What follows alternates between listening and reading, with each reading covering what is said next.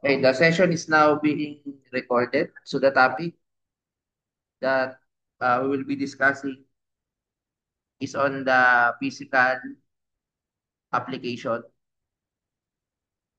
of differential equations.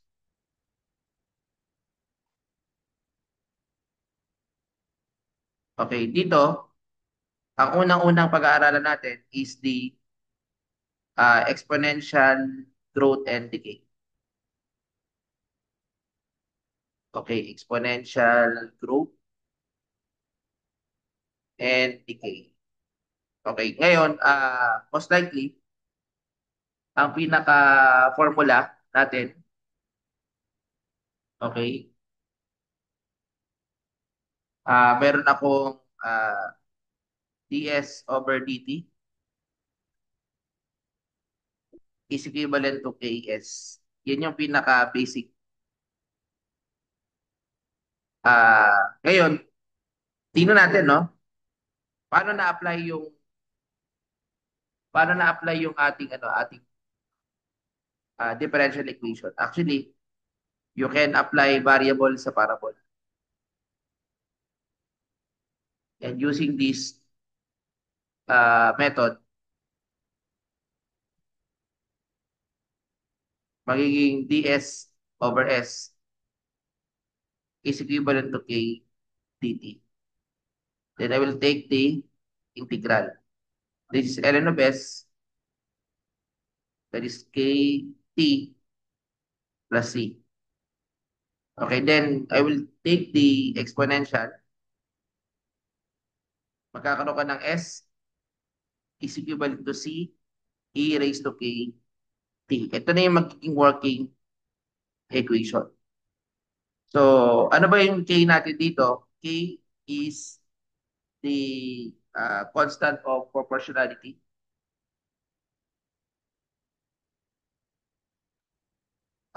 Proportionality. Tapos yung ating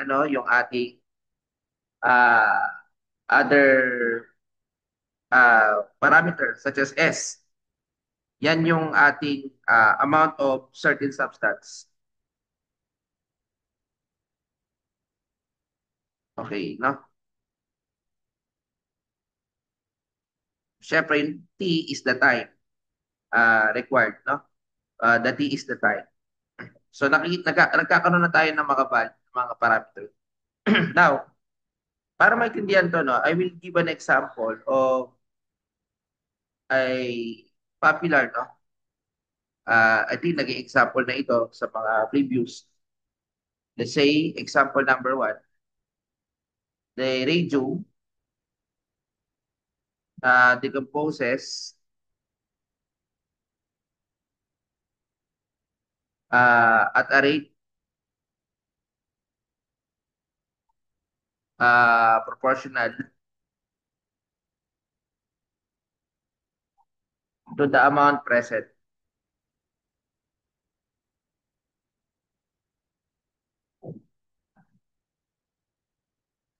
Okay. In 100 years,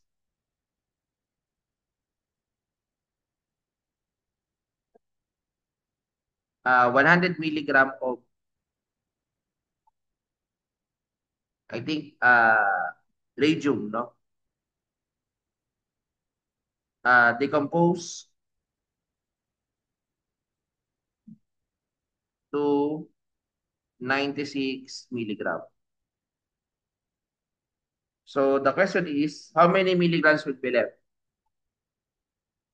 How many milligrams will be left, no? After another 100 years.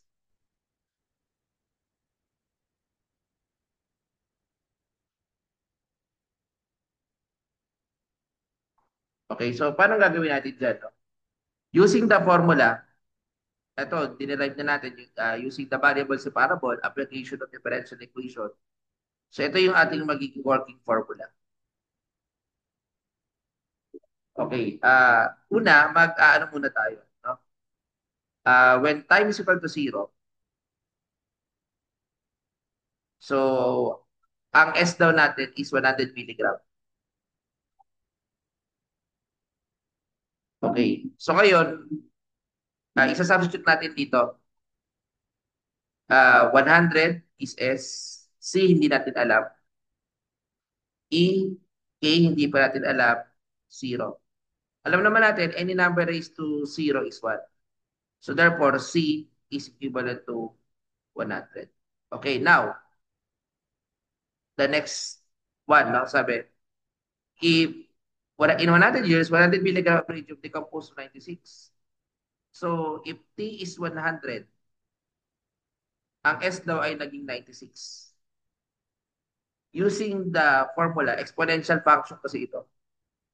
So, therefore, 96, yung C natin is 100, E raised to K, then 100. So, solving for K, I think you can use the calculator, no? Dito sa calculator na hawak ko, let me I use my calculator. So meron ako dito negative 4.08 times 10 raised to negative 4. Pero hindi pa yun ang sagot. Kasi ang tinatanong is how many milligrams will be left after another 100 years. So babalik ko ulit sa formula. So after 100 years, 200 na yon. So ibig sabihin, ang timo dito, 200 na. No? Ngayon, ano daw yung magiging S mo? Di ba? So to solve that, yung C natin is 100. Ang K natin is negative 4.08 times 10 raised to negative 4 multiplied by 200. Bakit naging 200? Because sabi, how many milligrams will be left after another 100 years? So 100 years will be added by 100. So that is the reason bakit naging 200. So therefore, ang aking S, I think, that would be, sige, gamitin ko na yung calculator. Okay, meron pala akong ditong calculator. Ayan. So used my calculator, I think 100. Siguro isip ko na to radian, mas maganda. 100 E negative 4.08 raised to negative 4, then 200. Then by solving, syntax error meaning parenthesis.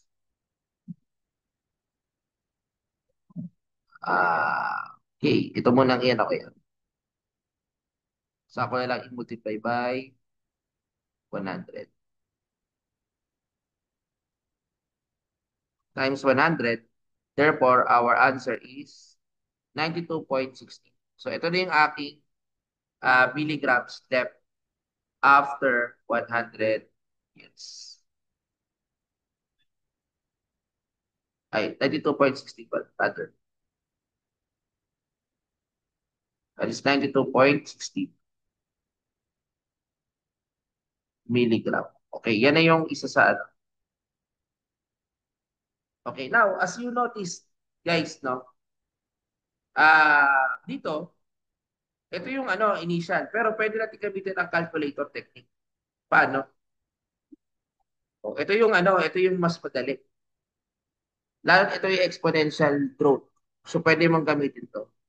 So, punta ka sa mode number 3, number 5. Ilagay mo lang dito yung 0 times equal to 0, S equal to 100. Then times equal to 100, meron ka dito 96. And then, ngayon, press out, easy lang. So, ilalagay ko lang is 200 kasi 200 yung meron tayo. Ngayon, dahil guys, no, kung titingnan nyo sa calculator, di ba meron tayong mode, 3, yung 3 na yon ay stat.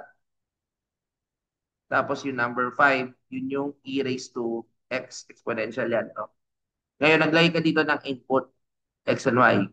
Naglagay ako ng 0, 100. 196. Ngayon, ito yung x hat, y hat na tinatawag. So dahil ang hinahanap ko is 200, ilalagay ko lang is 200, y hat, para makuha ko yung equivalent nito. So paano ko kukunin yan using the calculator? E di shift number 1, number 5 regression, number 5. So therefore, the answer is 92.16. So parehas sa parehas, no? So, yan yung using the calculator. Okay, so nakikita nyo na yung advantage, no? Using the calculator. So still, that is 92.16 milligram. So don't forget the calculator technique. So magagamit hanggang board exams, no? Kahit anong program, kahit anong engineering program, pagdating sa mga applications ng DE, growth and decay, hindi yan binaproblema, no? Kasi kinakailangan lang natin gamitin ng tama yung calculator natin. Okay, ito example na ba decay? Magbibigay ako ng example ng population. Okay, let me I think I can now ano to, no? I can now erase K. Sige. So now as another example,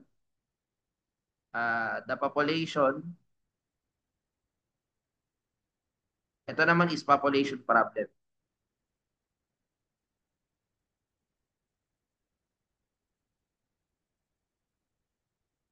Okay, number 2, no? So the population of a certain community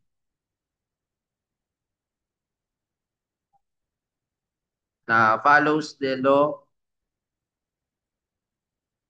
of exponential change.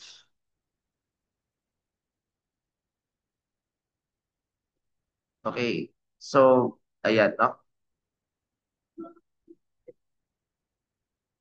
If the present population, if the present population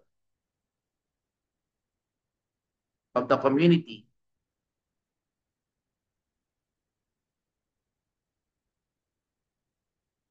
is, let's say, 144,000,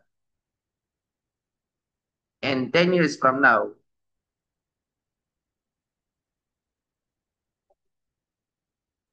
okay, 10 years from now, or 10 years ago, rather, 10 years ago,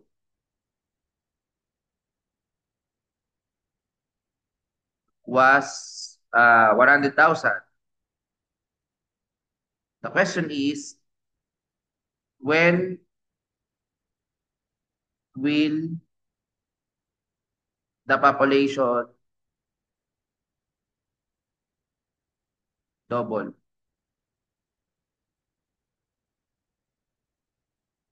So, yun yung ano dyan. No? Ngayon, the population of a certain community, it follows down the exponential change. Now, if the present population is 144,000 and 10 years ago was 100,000, when will the population double? So, basically, ito pa rin yung ano natin. Kasi sabi, follows down the law exponential change. So, ito yung basic formula.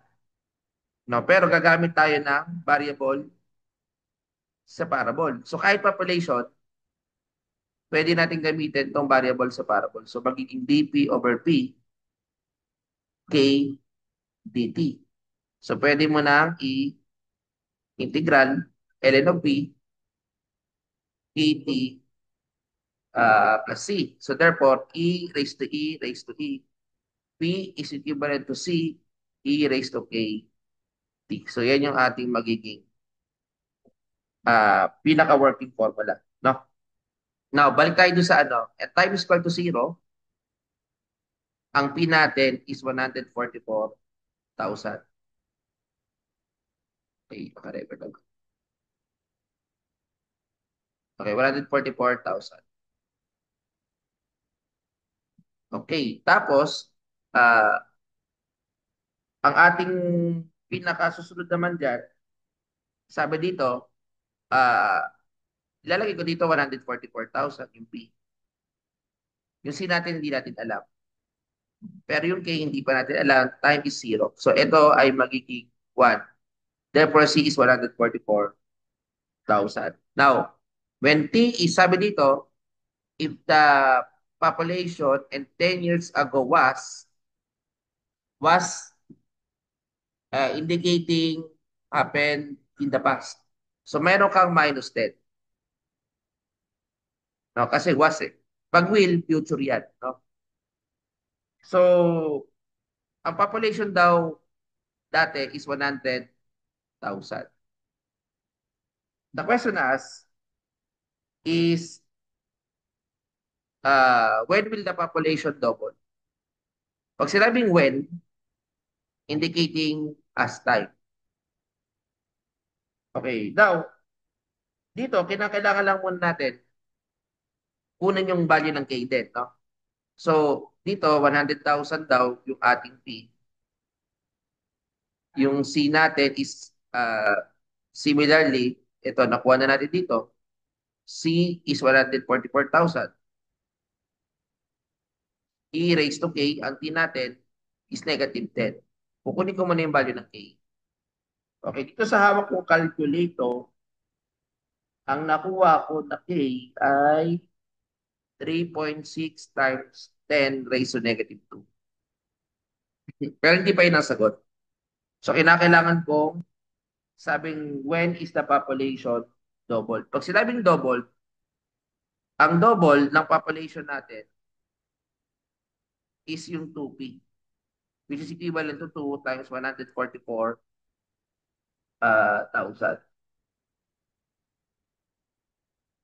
That is 288,000.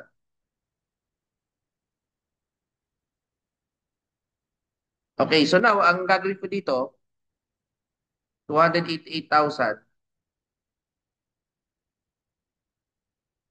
Tapos, 144,000 yung aking initial. Tapos, E, yung K natin is 3.6 times 10 raised to negative 2. Then, ito yung hinahanap, T. So, upon solving sa aking kalkula na hawak, no, nakakuha ko ng 19.25 years. So, ito yung magiging time so that the population will be double. No? Ngayon, sa calculator technique, pwede kong gamitin to. Okay, pwede kong gamitin to ulit. No? So, paano? So, pupunta ako ng mode, number, mode, stat.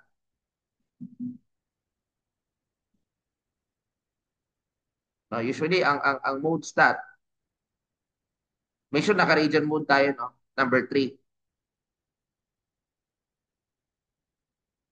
Tapos, yung pagpasok mo ng 3, ayan, dito ka na sa e raised to x. Exponential yan. Press number 5. So, after you press number 5, so meron dito kang table, no? So, i-ano natin, step by step. So, time is equal to 0, 144,000. Yun yung lalagay natin mamaya, no? Tapos, sa time is equal to negative 10, 100,000. Ang tinatanong, when is the population double? Ito kasi guys, indicating the time. Ito yung population. So dahil ito yung hinahanap, hindi pa natin alam to. So X muna ito, no? Pero ang tanong, ang double, alam na natin na 288,000. So paano ko kukunin ito? So tinatawag to na X hat, Y hat. Okay, paano ulit, no? So pupunta ako ng, input ko muna ito, 0. Then we have 144,000. then -10.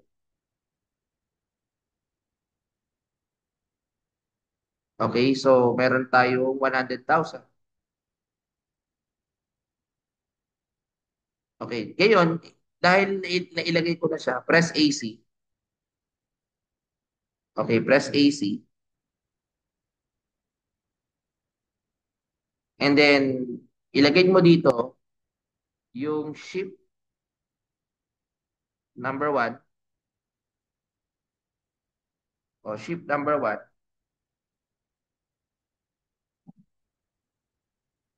Tapos, punta ka ng 5. Yun yung yung 1 is, ito, stat. No? Punta ka ng regression. Tapos, pipiliin mo dito yung exat. So, paano mo pipiliin yun? Bakit exat? Kasi time ang hinahanap. So, that is number 4. Okay. So, ngayon, pag nakuha mo na ito, ilagay mo sa display yung hinahanap natin na 288,000 x hat. So, lalabas dapat dito close to 19.25. Magkakaroon lamang ng variation dahil siguro sa rounding off. Pero medyo malapit ang makukuha natin. 288,000. So meron kang, ayun, medyo close naman. No? 19 something. Maaaring nagkaroon lang ng problema sa konting ano lang, sa rounding off.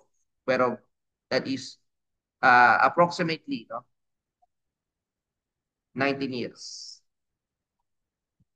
Ito rin, that is approximately 19 years.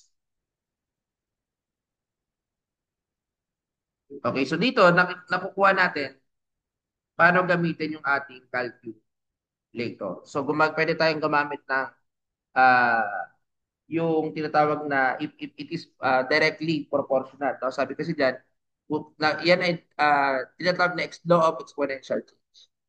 So that is the topic no pagdating natin sa tinatawag natin na population problem. Okay?